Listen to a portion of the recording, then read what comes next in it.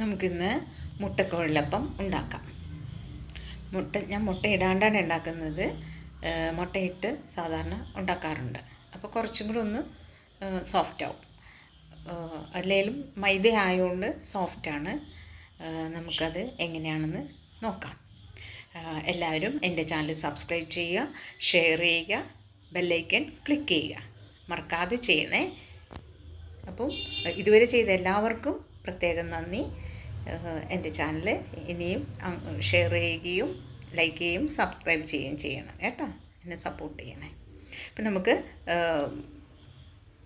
മുട്ടക്കുഴലപ്പം ഉണ്ടാക്കാം. വരൂ കൂട്ടുകാരെ, നമുക്കിന്ന് മുട്ടക്കുഴലപ്പം ഉണ്ടാക്കാം. അതിന് വേണ്ടിയിട്ട് ഞാൻ മുട്ട ചേർക്കുന്നില്ല. ഞാൻ മുട്ട കഴിക്കാത്തതുകൊണ്ട് ബാക്കി എല്ലാവർക്കും മുട്ട വേറെ രീതിയിലൊക്കെ ഉണ്ടാക്കി കൊടുക്കാമല്ലോ. അപ്പോൾ ഈ മുട്ടക്കുഴലപ്പം എനിക്കും കൂടി ചേർന്ന് മിക്സ് ചെയ്യുന്നതായതുകൊണ്ട് മുട്ട ചേർക്കുന്നില്ല. പക്ഷേ ഇതിൻ്റെ പേര് മുട്ടക്കുഴലപ്പം എന്നാണ്. മുട്ട ചേർത്തില്ലേലും പ്രശ്നമില്ല. അപ്പം അതിന് വേണ്ടി എടുത്തിരിക്കുന്നതാണ് ഈ ഏലക്ക പൊടിച്ചത്, കശുവണ്ടി, ഉണക്കമുന്തിരി, ഇത് ശർക്കരപ്പാനി കണ്ടോ. ഞാനിത് നേരത്തെ പാനിയാക്കി വെച്ചതാണ്. അപ്പോൾ ഇതും വേണം. മൈദപ്പൊടി, തേങ്ങ ചിരവിയത്, ഇത്രയും സാധനങ്ങളാണ് നമുക്ക് വേണ്ടത്. പിന്നെ ഇത് കശുവണ്ടി മുന്തിരിയൊക്കെ വറുക്കാൻ വേണ്ട നെയ്യ്. ഓക്കെ, നമുക്ക് തുടങ്ങാം. നമുക്കാദ്യം മൈദപ്പൊടിയിലേക്ക് തിളപ്പിച്ചാറിയ വെള്ളം ഒഴിച്ചിട്ട് അത് മിക്സ് ചെയ്യാം. ദോശക്ക് കലക്കില്ലേ ആ പരുവത്തിലെ.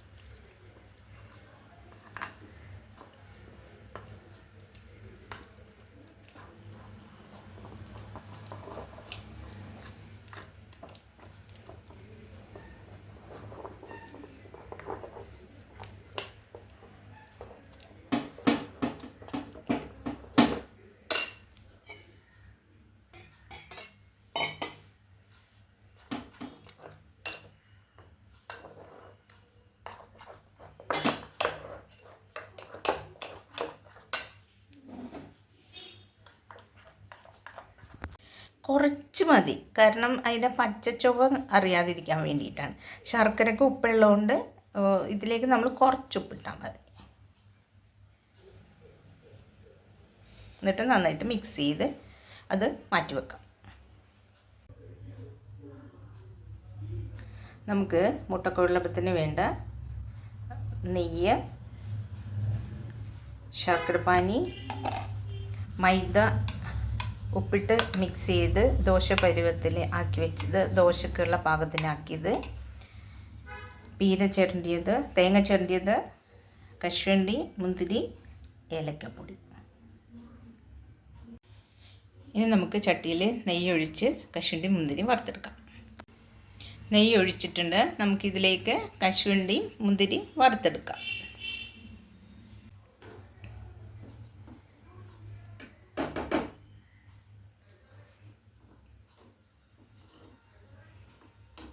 കശുവണ്ടി നന്നായിട്ട് മൊരിയിച്ചെടുക്കാം. നേരി തീയിൽ വേണേ, അല്ലാന്നുണ്ടെങ്കിൽ ഭയങ്കരമായിട്ട് മൂത്ത് പോവും.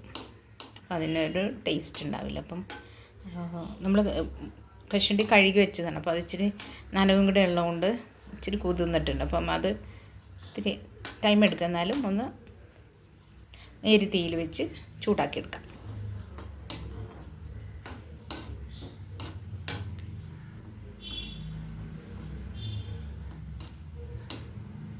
ഇത് ചൂടായി കഴിയുമ്പോൾ നമുക്ക് മുന്തിരി ഇട്ട് അതും കൂടി ഇട്ട് ഇതിൽ മൊരിയിച്ചെടുക്കാം, വറുത്തെടുക്കാം.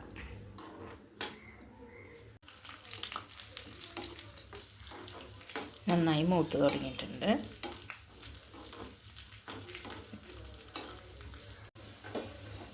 നന്നായി മൂത്ത് തുടങ്ങിയിട്ടുണ്ട്. ഇനി നമുക്കതിലേക്ക് മുന്തിരി ഇടാം.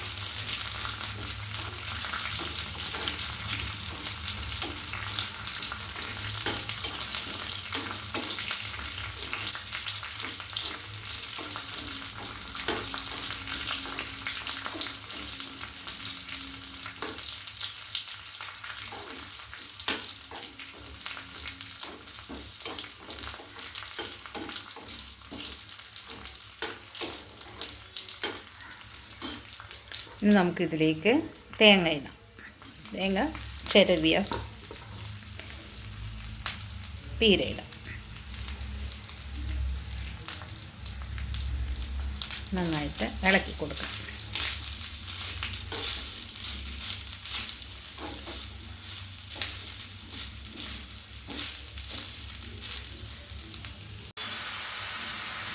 കശുവണ്ടി മുന്തിരി വറുത്തതിലേക്ക് തേങ്ങ ഇട്ടിട്ടുണ്ട്. അതിൽ നമുക്ക് ശർക്കര പാനി ഇട്ടിട്ടുണ്ട്, ശർക്കര ഉരുക്കിയത്.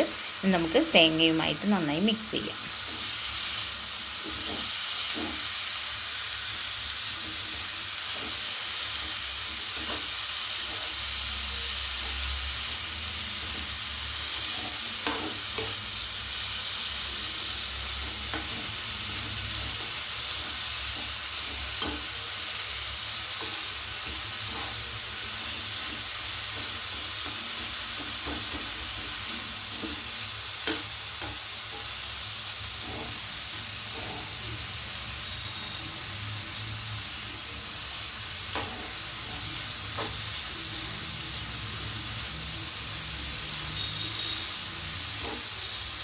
ഇപ്പോൾ കശുവണ്ടി മുന്തിരി ഇല്ല എന്നോർത്ത് കുഴപ്പമില്ല കേട്ടോ. നമുക്ക് അതുണ്ടെങ്കിൽ മാത്രം ഇട്ടാൽ മതി. അത് ഇട്ടില്ലേലും ടേസ്റ്റാണ്.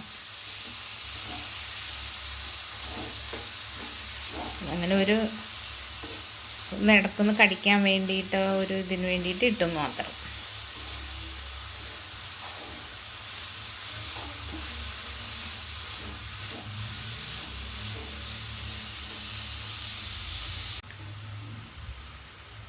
ഇനി നമുക്കിതിലേക്ക് ഏലക്ക പൊടിച്ചത് ചേർത്ത് കൊടുക്കാം.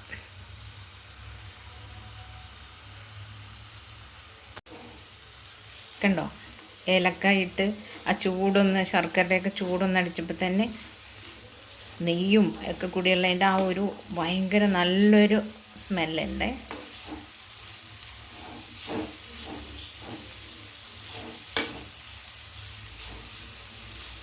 ഇനി അതങ്ങനെ ഇരിക്കട്ടെ. നമുക്ക് അടുത്ത കാര്യം ചെയ്യാം. ഇനി നമുക്ക് ഇതുപോലെ 2 പാത്രം എടുത്തു വെക്കണം. ഒരു പാത്രത്തിൽ വെളിച്ചെണ്ണ ഇങ്ങനെ തൂവി പാത്രത്തിൽ മൊത്തം പുരട്ടി വെക്കണം. കണ്ടോ, അത് നമ്മളിതിട്ട് ഞൊറിയാൻ നേരത്ത് പാത്രത്തിൽ പിടിക്കാതെ, അത് ഒട്ടിപ്പിടിക്കാതെ ഉരുട്ടി റോളാക്കി എടുക്കുമ്പോൾ അതിങ്ങോട്ട് വേഗം പോരാൻ വേണ്ടിയിട്ടാണ് ഇങ്ങനെ ചെയ്യുന്നത്. ഒരു പാത്രത്തിൽ എണ്ണ ഇങ്ങനെ തടവണം. ഓക്കെ, നമുക്ക് സ്റ്റൗ കത്തിച്ച് ദോശച്ചട്ടി അടുപ്പത്ത് വെക്കാം.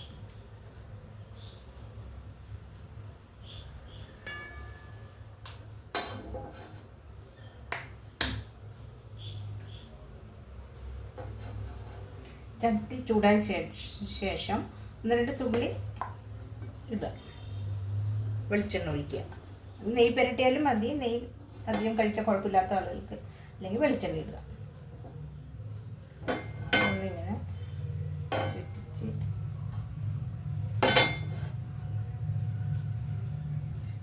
അതിലേക്ക് നമുക്ക് കലക്കി വെച്ച മൈദ ഒഴിക്കാം.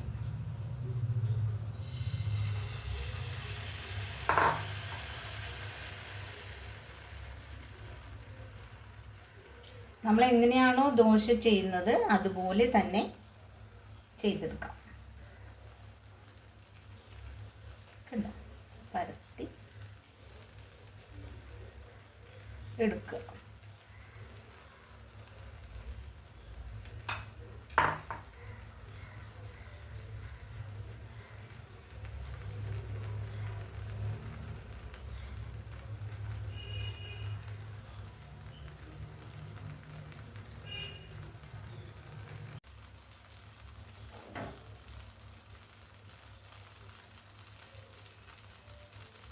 ഇതിൻ്റെ ആ വെളുത്ത കളറുകൾ മാറിയ ശേഷം അതിനെ മറിച്ചിടാം.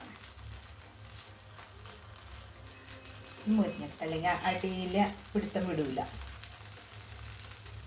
ഫ്രൈ പാൻ ആയതുകൊണ്ട് കുഴപ്പമില്ല. ഇത് മറിച്ചിട്ടില്ലെങ്കിലും കുഴപ്പമില്ല കേട്ടോ. മറിച്ചിട്ടാൽ കുറച്ചും കൂടി നല്ലതാണ്.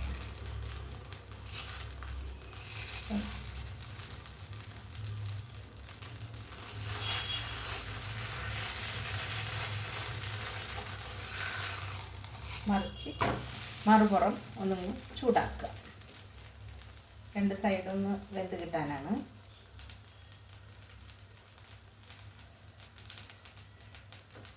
മറിച്ചിട്ടിട്ട്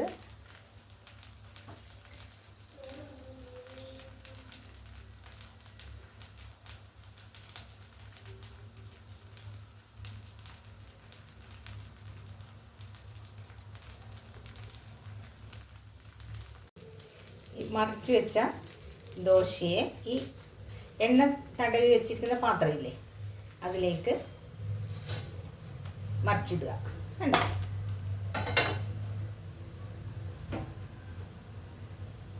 എന്നിട്ട്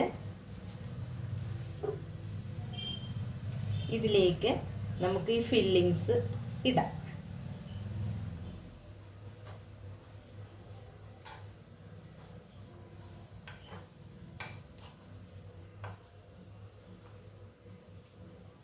ആ ചൂടോടെ തന്നെ ഇത് ഇടണം കേട്ടോ.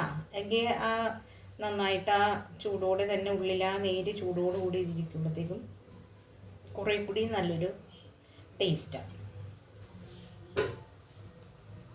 കണ്ടോ, ഇങ്ങനെ ഇട്ടിട്ടുണ്ട്. ഇനി ഇതിനെ ഒരരിക് ചേർത്താണ് കേട്ടോ ഇടേണ്ടത്. ഇതിനെ നമുക്ക് ഇങ്ങനെ റോളായിട്ട് ഉരുട്ടിയെടുക്കാം.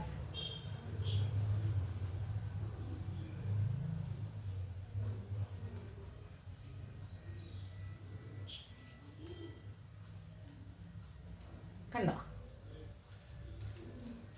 ഇതുപോലെ റോളായിട്ട് ഉരുട്ടിയെടുക്കാം.